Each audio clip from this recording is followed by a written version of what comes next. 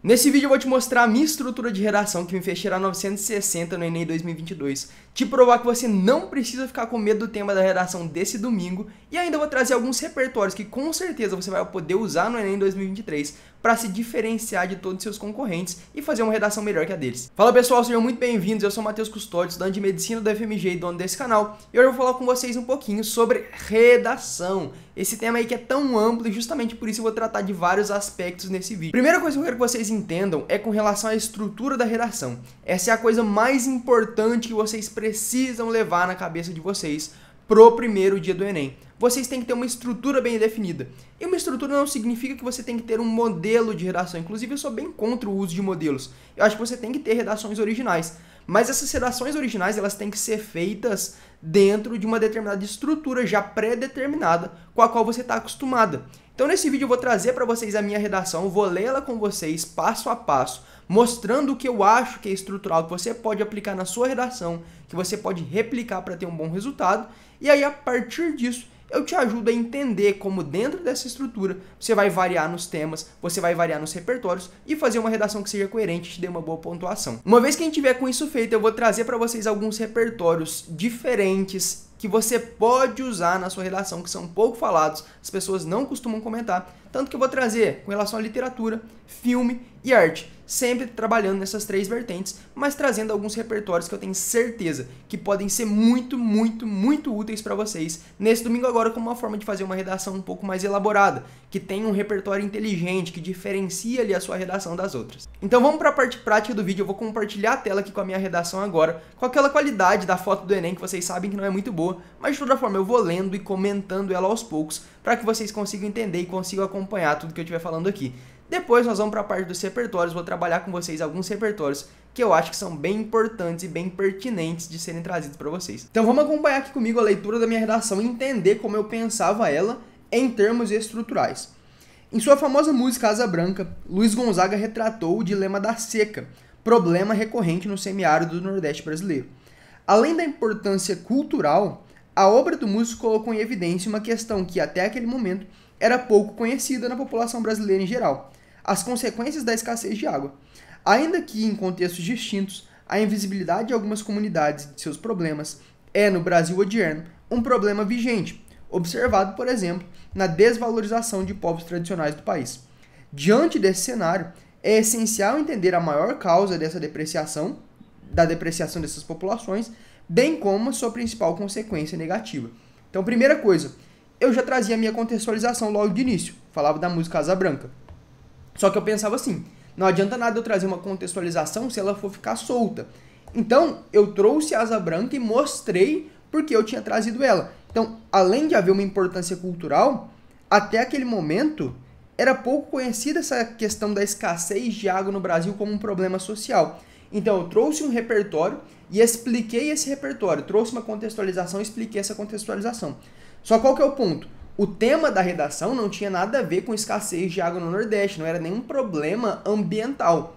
Ele estava falando de invisibilidade de povos tradicionais. Então, uma vez que eu trouxe a minha contextualização, expliquei ela, agora eu vou, dentro do contexto que está sendo trabalhado, tentei que eu gostava bastante de usar esse conectivo aqui, ó, ainda que em contextos históricos distintos, aí eu trazia a presença daquela contextualização dentro do tema que estava sendo tratado. Então eu falei aqui de como a importância cultural trouxe visibilidade para alguns problemas que até então eram ignorados. Então eu falei, ainda que em contextos distintos, ou seja, ainda que eu não esteja falando aqui de Asa Branca, de Luiz Gonzaga, de seca no Nordeste, a invisibilidade de algumas comunidades e de seus problemas é, no Brasil odierno, um problema observado, e aí eu já trazia o tema, na desvalorização dos povos tradicionais do país. E aí, por fim, terminava já direcionando a minha redação para o argumento 1, desenvolvimento 2 e, obviamente, para a conclusão. Então, diante desse cenário, diante de tudo isso que foi falado, é essencial entender a maior causa da depreciação dessas populações, bem como sua principal consequência negativa. Importante, aqui eu não gostava de antecipar as duas causas, a causa e consequência, enfim, eu não falava de uma causa social, uma causa econômica, eu trazia de uma forma bem genérica, entender a maior causa e sua principal consequência negativa. Mas é importante que haja essa última linha aqui para que o seu texto tenha coerência. Ou seja, no primeiro parágrafo você já antecipou o que vai acontecer no segundo e no terceiro, consequentemente no quarto. Então essa era a minha estrutura de introdução. trazer o meu repertório e explicar o repertório. Com o repertório explicado, eu trazia dentro da contextualização que estava sendo pedida, já tratando do tema. E aí, uma vez que eu tinha esses 3 elementos, contextualização, explicação da contextualização, o tema introduzido, eu falava como eu faria a minha redação. Falar as 2 principais causas, a causa e a consequência. Aí dependia do texto, dependia do tema, enfim, isso era bem variável. Agora o segundo parágrafo, primeiro desenvolvimento, D1. Nesse sentido, é válido ressaltar que a desvalorização dos povos tradicionais no Brasil origina-se primariamente das práticas sociais induzidas pelo modelo econômico capitalista vigente. Isso porque a finalidade desse modelo é a obtenção de lucros, o qual é atingido muitas vezes sem considerar os interesses contrários que são sobrepostos pelos indivíduos, dentre os quais se pode incluir a preservação de terra das comunidades nativas, prejudicadas pela expansão agropecuária, industrial e urbana no capitalismo.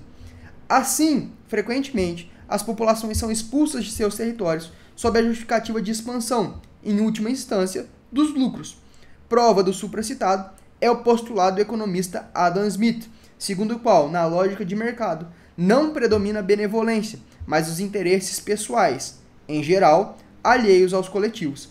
Desse modo, problematicamente, a preservação das comunidades não é prioridade no sistema econômico atual, o que dificulta a valorização dessas. Então, qual que era a estrutura do meu desenvolvimento 1? Primeiro, eu trazia aquele problema do qual eu ia tratar, trazia aquele argumento do qual eu ia tratar. Então, nesse sentido, é válido ressaltar que a desvalorização dos povos tradicionais, e aqui é o ponto, origina-se primariamente das práticas sociais induzidas pelo modelo econômico capitalista vigente. Então, eu já trazia o meu argumento que seria desenvolvido ao longo daquele parágrafo, sempre na primeira linha que eu já gostava de deixar claro. E eu justificava por que aquilo ali acontecia. Isso daqui acontece porque aí eu dissertei. Falei que a finalidade do capitalismo, obtenção de lucros, é muitas vezes incoerente e incompatível com interesses comunitários. E esses interesses se sobrepõem aos interesses individuais, ou eles conflitam com os individuais. E aí uma coisa importante, além de trazer isso, então, trazia o problema que eu ia falar, trazia o meu argumento, explicava esse argumento. Uma vez que o meu argumento estava explicado, eu exemplificava ele, dentre os quais pode-se incluir a preservação das terras das comunidades nativas. E normalmente essa exemplificação já trazia com relação ao tema, para que eu não ficasse divagando. Então, olha só, falei aqui de problema do modelo econômico, falei das incoerências que existem. Só que, porra, por que eu estou falando isso? E aí eu já trazia isso aqui para dentro do tema. Isso dentro dos quais pode-se incluir a preservação de terra das comunidades nativas prejudicadas pela expansão agropecuária no capitalismo. E aí concluía. Assim, frequentemente as populações são expulsas de seus territórios, mostrando como que isso aqui de fato afetava essas populações das quais eu estava falando. Por fim, eu fazia 2 coisas. Provava isso com uma citação, então prova do supracitado, é o postulado do Adam Smith, bababá, no qual não predomina a benevolência, mas os interesses coletivos. E por fim, depois de provar o que eu tinha falado, eu finalizava o parágrafo. Desse modo, problematicamente, esse problematicamente eu também sempre gostava de trazer, para mostrar que eu estou trazendo sobre uma abordagem negativa, ou seja, sobre uma problematização, a preservação das comunidades não é prioridade no modelo econômico atual, o que dificulta a valorização dessas. Então, qual era a estrutura do meu desenvolvimento 1? Trazer o problema, eu explicava esse problema. Depois de explicar, esse problema era exemplificado, e normalmente essa exemplificação já era trazendo para dentro do tema. E aí, obviamente, eu mostrava qual seria a consequência negativa daquilo que eu estava tratando, daquele problema que eu estava tratando. Depois, explicava com uma citação, normalmente, de filósofo, e concluía, mostrando como que todos esses fatores que eu trabalhei antes culminavam para que aquele problema fosse menos resolvido, ou dependendo da estrutura do meu texto. Agora, o que eu queria falar aqui, que é mais importante, e que eu falei que eu ia provar para você que você não tem que se preocupar com o tema. Você deve estar falando, pô, Matheus, você fez um desenvolvimento aí interessante, bababá, sobre a tua redação e tudo bem. Só que vejam aqui, eu usei 2 argumentos.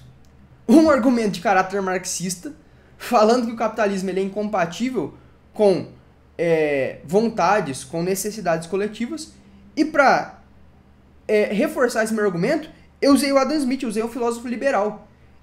Então, se você for pegar em termos assim, a rigor de coerência, pô, tá completamente incoerente a minha redação. Porque eu trouxe 2 teorias que são completamente opostas, diametralmente opostas, uma validando a outra. Então, é aquilo que eu falo pra vocês, e vocês têm que ficar com isso na cabeça. Importa que você estruture bem. não tem um erro aqui de estrutura, não tem uma vazão de coesão. Isso aqui que eu falei, em termos técnicos, se eu for mostrar isso aqui para um sociólogo, ele vai falar, pô, como assim? Você está justificando a teoria marxista com Adam Smith, que são filósofos completamente contrários? Você é liberal ou você é marxista? Então, não preocupem com isso. Preocupem em fazer um texto coeso, um texto coerente de acordo com aquilo que o Enem quer de você, não um tratado de sociologia. Eu não pensei, sinceramente, no conteúdo daquilo que eu estava escrevendo, sabe? Eu sempre pensava na estrutura. Falei, isso aqui tá bem amarrado estruturalmente? Obviamente eu tinha uma ideia de como eu ia seguir naquele argumento, tanto é que ele ficou muito bem escrito aqui, modéstia à parte. Só que dentro dessa estrutura, você tem que usar alguma coisa para justificar isso que seja coerente com o modelo Enem. Não que seja coerente com a sociologia, com a história, porque não é isso que está sendo avaliado.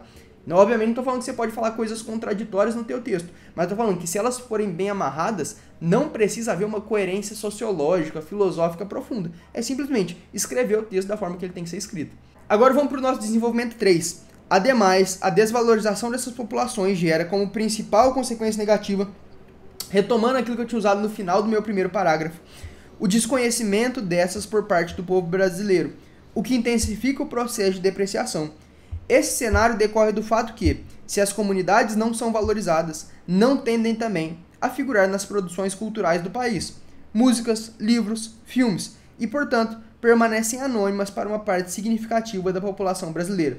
Observa-se tal fato, por exemplo, no aparecimento do Rei do Baião, de novo retomando o que tinha sido dito na minha introdução, na música nordestina, um marco que, além do valor artístico, trouxe para o debate público, problemas que eram invisibilizados no país.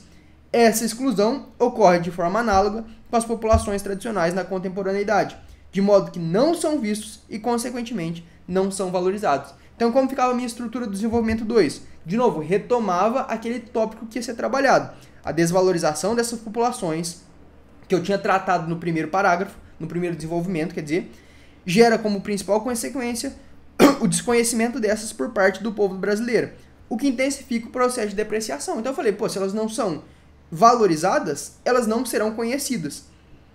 E aí, se elas não são conhecidas, não são valorizadas, por que isso acontece? Porque, por não serem valorizadas, essas comunidades não vão aparecer nas músicas, nos livros, nos filmes, e que, portanto, elas permanecem anônimas para uma parte significativa da população. Então, trazia o meu ponto e explicava ele, exatamente a mesma estrutura do desenvolvimento 1. Trazia o meu ponto e explicava ele, ou seja, dissertava sobre ele, para não ficar com nenhuma lacuna. E aí depois eu explicava isso com uma exemplificação, e uma exemplificação que estivesse dentro do tema ou que já tivesse sido citada antes, no caso aqui o Luiz Gonzaga. Observa-se tal fato, por exemplo, no aparecimento do Rei do Baião, na música nordestina, um marco que, além do valor artístico, trouxe para o debate público problemas que eram invisibilizados no país.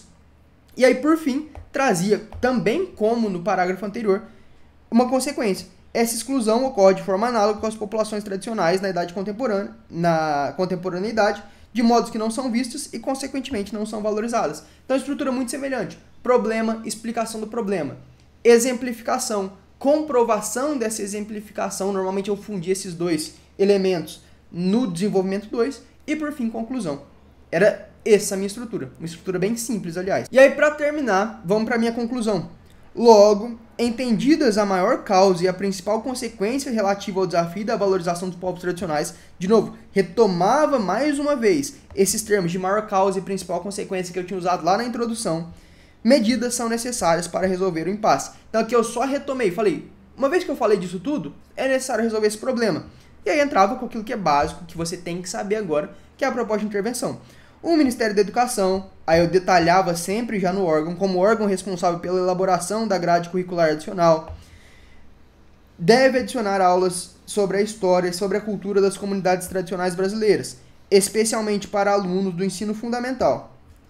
Aí mostrava um modo, isso deve ser feito por meio do direcionamento das verbas públicas destinadas à contratação de professores que ministrarão essas aulas, e a finalidade, a fim de gerar, desde a infância, a valorização dos povos pelos alunos e, assim, a preservação daqueles, ou seja, daqueles povos.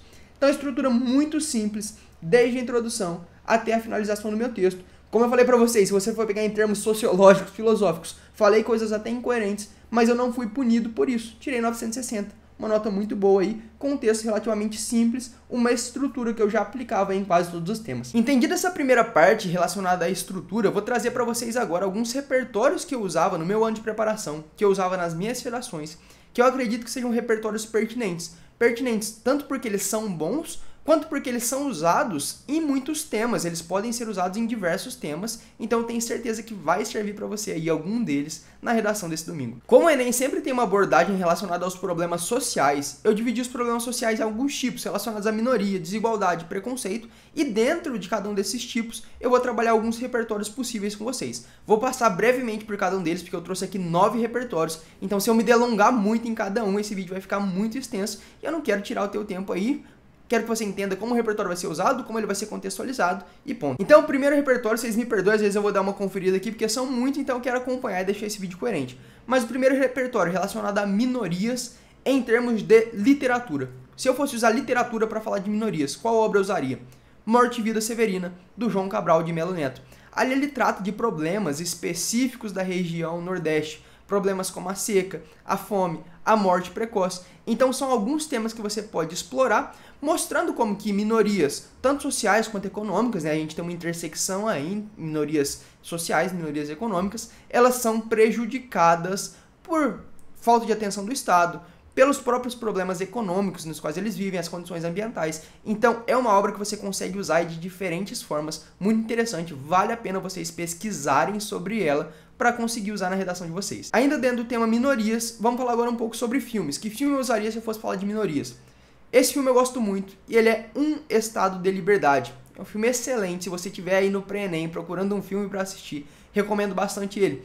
Ele fala da inclusão dos ex-escravizados, né, dos ex-negros escravos nos Estados Unidos no processo eleitoral. E mostra como que, mesmo não existindo mais uma escravidão de fato, eles não tinham direitos políticos e tiveram que brigar por esses direitos políticos. Então é um bom repertório para você contextualizar nesse sentido de que nem sempre os direitos escritos eles são direitos efetivados. E nem sempre quem está incluído na sociedade, teoricamente, está incluído de fato na sociedade. É uma abordagem que dá para usar muito no Enem, de acordo com os temas que vem caindo, e uma abordagem que eu tenho certeza que vai ser muito bem vista. E ainda dentro desse tema minorias, vamos para o nosso último repertório, que é o repertório relacionado à arte. Se eu fosse usar algum quadro, eu usaria o quadro Os Retirantes, do Cândido Portinari, que eu vou deixar aqui na foto para vocês verem. É um quadro autoexplicativo, fala de retirantes, então dá para fazer uma boa contextualização, assim como no Morte e Vida Severina, relacionando condições econômicas, sociais, ambientais, a negligência política que levam pessoas a terem que sair das suas terras, terem que migrar, enfim, diversos problemas podem ser contextualizados a partir dessa obra. É uma obra que eu considero muito boa e muito pertinente para ser trazida. Agora vamos para o próximo eixo, que é o eixo de desigualdade. Então falamos de minorias, trouxe aqui para vocês 3 repertórios relacionados a minorias. Com relação à desigualdade, vamos começar de novo com literatura. Que literatura eu usaria? Uma que está escondida aqui no meu canto da estante, não está nem aparecendo, mas é Meninos de Engenho, do José Lins do Rego. É uma obra muito boa, na verdade é uma tríade de obras, são 3 livros que tratam do declínio dos senhores de engenho. É um menino que começa ali como um sobrinho de senhor de engenho, mostra como ele era poderoso no início, e depois, no terceiro livro, ele se torna ali quase que uma pessoa normal na sociedade, que tem que buscar um emprego comum. Então é muito interessante que trata dessa acumulação de riqueza primitiva que a gente tem no Brasil, dos senhores de engenho, e trata do processo de declínio do ciclo do açúcar no Brasil. Então você tem uma contextualização histórica muito boa aí, você tem uma contextualização econômica, e ainda de quebra você consegue explicar a desigualdade econômica no Brasil com base nas origens aí das grandes propriedades, enfim, uma outra abordagem que o Enem gosta bastante. Se eu fosse trazer um filme relacionado ao tema de desigualdade, eu traria esse filme aqui, que é o filme O Poço. Também é um filme bastante interessante, que traz uma situação ali fictícia, em que as pessoas elas se nivelam em algumas plataformas, e a comida vai passando ali entre as plataformas, quem já assistiu esse filme sabe, e conforme ela vai passando, obviamente, aquela comida vai acabando. A grande questão é, periodicamente as pessoas mudam de forma aleatória de nível. Então a pessoa que estava no nível 100 e quase não recebia comida, ela vai para o nível 1, vai para o nível 2, para o nível 5. E aí isso vai acontecendo algumas vezes até que alguém ganhe esse jogo aí. O objetivo do jogo ele é explicado ao longo do filme, mas é um filme muito interessante que traz uma alegoria à desigualdade na sociedade. Eu acho que ele é bem pertinente de ser usado também, além de ser um filme recente. Se eu fosse usar uma obra de arte ainda para falar do tema de desigualdade, eu traria essa obra que ela é muito coringa, então estudem ela, vejam análises, porque com certeza vocês vão poder usar, que é a obra do Delacroix, A Liberdade Guiando o Povo. É uma obra muito interessante que fala aí da República Francesa na década de 30, né, 1830. Então dá para que a gente associe ali a briga por alguns valores, como igualdade, como a liberdade de voto, a participação, como a gente tem diferentes classes sociais participando daquelas manifestações. Então é um quadro muito interessante, que se bem analisado, ele pode ser utilizado quase em todo o tema, porque nós temos ali alguns valores universais, como eu falei, a democracia, a liberdade, a igualdade, pelos quais aquelas pessoas do quadro estavam brigando. Então dá pra gente fazer uma excelente contextualização.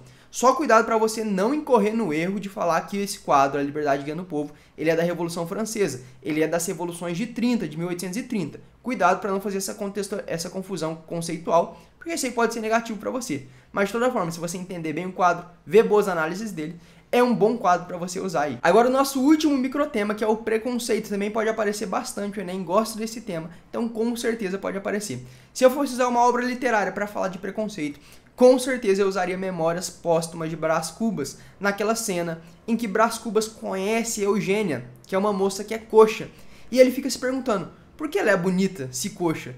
E se ela é coxa, por que ela é bonita? Que é uma demonstração de preconceito, que ele acha que essas duas coisas são quase incompatíveis. Não entra na cabeça dele que ela possa ser coxa e bonita, ele tem essa visão preconceituosa. Obviamente, esse preconceito dele ele pode ser expandido a várias áreas, desde um capacitismo até uma analogia com outros tipos de preconceitos. Então, é uma citação, é um repertório que pode ser usado. Machado de Assis, porra, excelente de usar, já o próprio autor já é bom por si só. Então, se você consegue usar uma citação dele e acrescentar isso num tema como preconceito, eu acho que você tem uma redação muito legal aí, bem implantada na tua introdução. Dentro de preconceito, se eu fosse usar algum filme, com certeza eu usaria esse filme aqui, que é o Taxi Driver, do Martin Scorsese. Porque ele é um filme que tem um personagem central racista. Ele não é um filme racista, obviamente o Martin Scorsese não é racista, eu não tô falando isso. Mas ele é representado por um protagonista que é racista. Então vocês comecem a ver aquele filme com uma determinada atenção. Nós vamos ver que o Robert De Niro, que é o personagem principal, sempre que ele vê alguma pessoa negra, ele acredita que alguns problemas estão associados àquela pessoa. Então, ele é um personagem central tratado como racista. Então, isso é muito interessante para você trazer como preconceito também essa visão de uma pessoa racista que o Martin Scorsese conseguiu trazer no Taxi Driver. Então, esse é um filme muito bom. É uma obra-prima, artisticamente falando. É um filme que vale a pena você assistir pro Enem, não sendo pro Enem, independente. Mas se você quiser usar aí na tua redação, eu acho que é um repertório muito válido. E se eu fosse usar uma obra de arte para falar de preconceito, com certeza eu usaria essa obra de arte aqui, que é a obra A Redenção de Kant, do Modesto Brocos. Esse quadro mostra como que, ao longo de uma determinada época, a população brasileira passou por esse processo de miscigenação. E muitas vezes negros se casavam com brancos para causar esse embranquecimento na família, como uma forma de ascensão e de inclusão social. Então dá para você contextualizar com muitas coisas, com o preconceito em si, racista, mas dá para fazer analogias também. Então é um quadro muito bom para você usar e que tem aí diversas aplicações. E lembrem, de novo, tendo todos esses repertórios aqui, eu sempre gosto de ressaltar isso, como eu já falei da minha própria redação. Você não precisa acreditar naquilo que você está escrevendo. Você não precisa concordar com aquilo que está sendo dissertado. O que você precisa é fazer uma redação que seja coerente com aqueles padrões que são cobrados pelo Enem. Então veja cada um desses repertórios aqui não como uma aplicação, como uma dissertação sobre os problemas sociais, sobre os problemas econômicos do Brasil. Como eu já falei isso aqui antes no vídeo, provavelmente vou falar depois de novo. É impossível você resolver um problema em 30 linhas, então não se preocupe com isso. Se preocupe em usar um repertório coerente que vai te dar uma pontuação que você quer atingir e que vai te fazer passar na faculdade que você quer. Então, sem essa preocupação excessiva sobre colocar o teu pensamento ali, coloca dentro de uma estrutura, usa um bom repertório e eu tenho certeza que isso vai te garantir uma boa nota, que é o que você quer nesse momento. Então, depois de apresentar para vocês a minha estrutura de redação, trazer aqui alguns repertórios que são pertinentes, que você pode usar agora nesse domingo, nosso vídeo está chegando ao fim. Espero realmente que vocês tenham entendido, perdido um pouco daquele medo com relação ao tema, como eu mostrei para vocês. Importa muito mais você ser coerente na forma de fazer a tua redação, ser coerente na tua estrutura, ser coerente nos teus argumentos de forma estrutural, ou seja, como você vai articular eles, do que realmente fazer uma dissertação que resolva aqueles problemas que estão sendo trazidos. Vale sempre lembrar, como eu já falei ao longo desse vídeo, o Enem é uma redação de 30 linhas. É impossível que você resolva de forma coerente, de forma eficaz, de forma efetiva, profunda, qualquer problema que seja trazido para você, mesmo que seja o problema mais simples do mundo. Então se preocupe em manter dentro daquela estrutura, dentro daquilo que você já fez ao longo do ano, para que você consiga uma redação que seja coerente diante dos padrões do Enem. Não se preocupe com o tema, não se preocupe em trazer um repertório que seja muito fora da caixinha. Eu mostrei aqui para vocês alguns repertórios que são bons, repertórios simples de serem usados e que vão te garantir, eu tenho certeza, uma boa pontuação, obviamente se forem alinhados aos outros fatores, né? As outras competências. A gente tem que lembrar que o Enem é uma redação que é avaliada de forma holística, não existe só um único fator que vai te dar a pontuação.